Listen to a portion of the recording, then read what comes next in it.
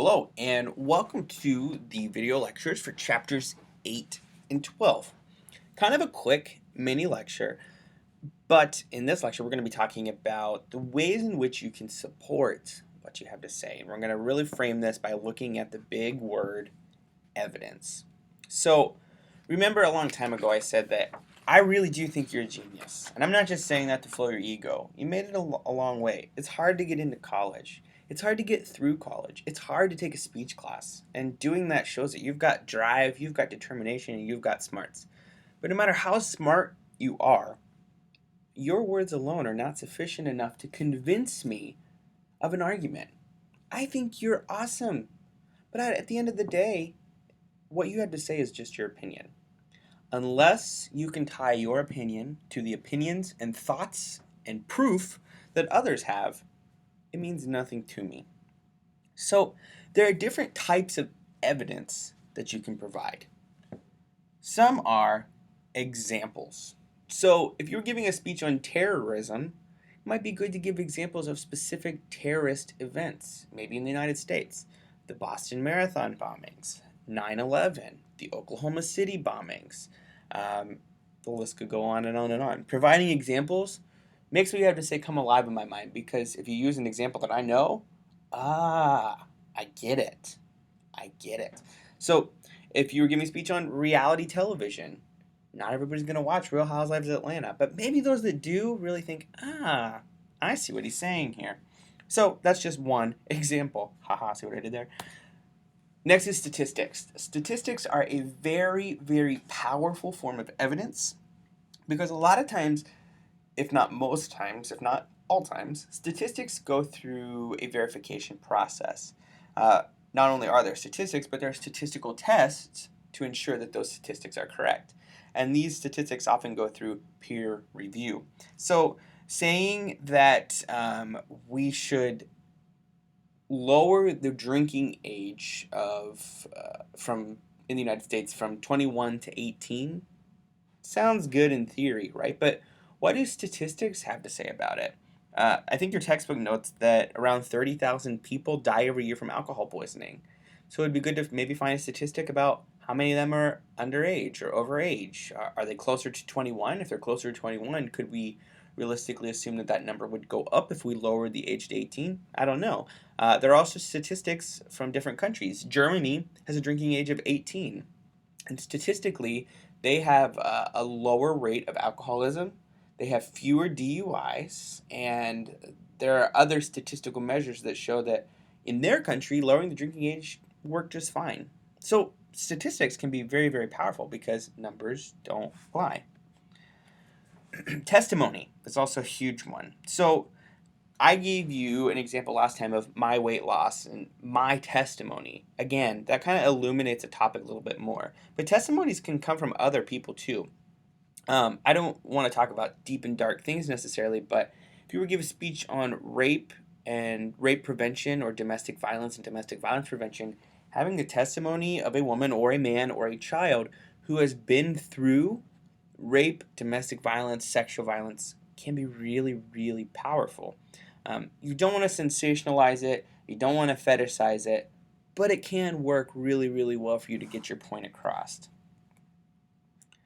Providing definitions is another great way you can provide evidence.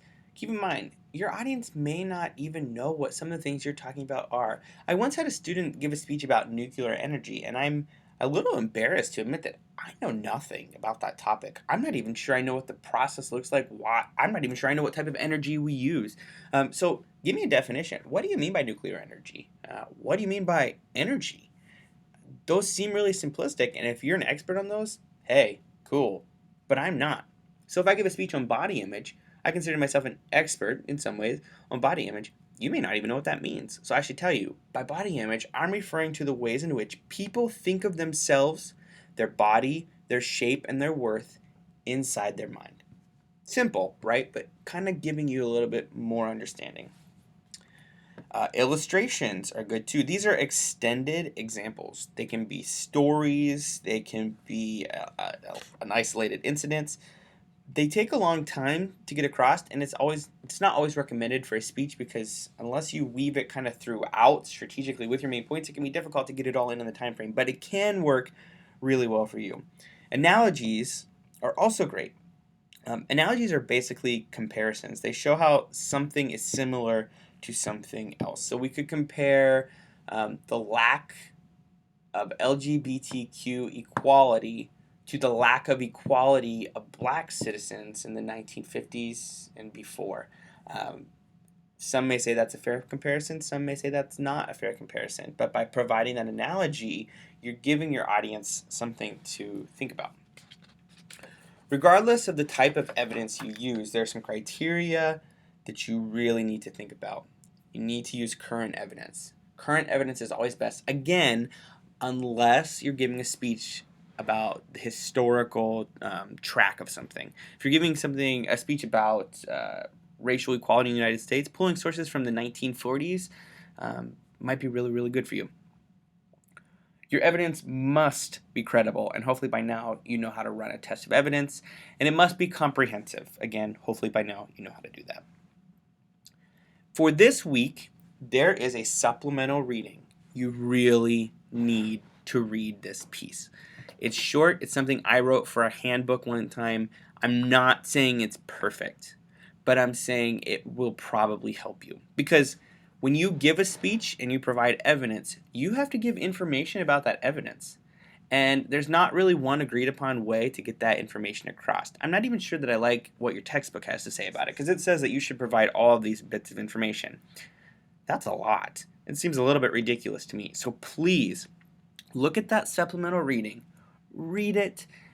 It's not to float my ego, but it's really to help you understand how you can get evidence across and cite evidence in a speech. I want to also talk about reasoning. So reasoning is kind of the conversation we have in a speech that really draws conclusions based on evidence. So it's not enough just to cite evidence that Germany has fewer DUIs and the drinking age is 18.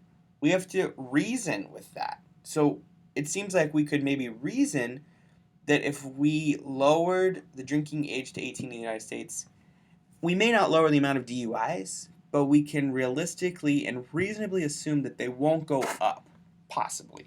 That's a form of reasoning. Now, there are two main forms of reasoning, deduction and induction. So deduction has quite a history. It goes all the way back to Aristotle. And basically, it allows us to see how basic elements of an argument fit together. So deduction kind of moves from a general statement to a specific statement. I think the textbook uses the example, all men are mortal. Socrates was a man, therefore Socrates was mortal. So we could say countries where countries where the drinking age is 21 statistically see a higher rate of alcoholism in the age group of 21 to 25. Then we can say the United States has a drinking age of 21. And then the assertion would be presumably the United States has a higher rate of alcoholism in the age group of 21 to 25. Maybe a bad example, but you see we move from general to more specific. Textbook also says all students are women, all women are basketball players, therefore all students are basketball players. Well, that's not correct. That's dumb. So you can see some of the weaknesses here, right? Deduction isn't always perfect. So that's where evidence comes in and reasoning comes in, but make sure that those two are connected in a logical way. Induction, on the other hand, works the opposite way. Induction examines specific instances of behavior and draws a more generalized conclusion. So we could say here, Germany has a drinking age of 18 and has fewer DUIs. Argentina has a drinking age of 18 and has fewer DUIs, and I don't know that that's true. Therefore, we can assume that if the United States would lower the drinking age to 18, presumably we at least wouldn't have more DUIs. I don't think it's a good reasoning to say we would have fewer because I don't think it works like that. So think logically through your assertions. There are many different types of reasoning. You can generalize, you can reason through causation, you can reason through analogy, reason through authority. I'm not going to delve into those because they're really, really, really, really simple. They're on page 66 and 67 of your textbook. But what I really want you to focus on is analyzing and critiquing reasoning. Critique your own reasoning, critique the reasoning of others. Always try to poke holes in people's argument. This isn't in a spirit of mean-spiritedness. This is because we want to get as close to the truth as possible. Can we ever know capital T truth? No, I don't think so. But we want to get as close to perfect and as close to truth as possible. So critique it, run tests, look for opposing research, because when somebody says something's true, you can almost guarantee that there's somebody out there that's saying that it's false. So that concludes our discussion on evidence and reasoning, chapters 8 and 12. Please make sure that you think really, really closely about your persuasive speech. I really want you to read chapter 12. I'm not going to talk a lot about it because I don't want to skip over it too much and give you too much or too little information.